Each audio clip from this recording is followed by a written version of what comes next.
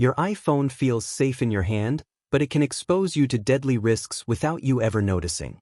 I'm not here to scare you. I'm here to help you understand. Subscribe if you want clear, honest breakdowns about your iPhone and Apple technology.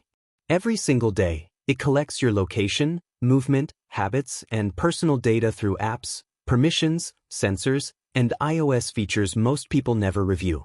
It knows where you sleep, where you work, the routes you take, and the times you're most predictable.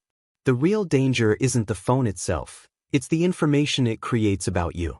When enough data is collected, someone doesn't need to follow you. They can analyze you. They can know where you'll be before you get there, how long you'll stay, and when you're alone. And this isn't a movie scenario. Data leaks, tracking abuse, and unauthorized access happen every day. Most people assume Apple protects everything automatically, but privacy on an iPhone is something you have to manage, or you give it away by default. This video isn't meant to scare you. It's meant to wake you up.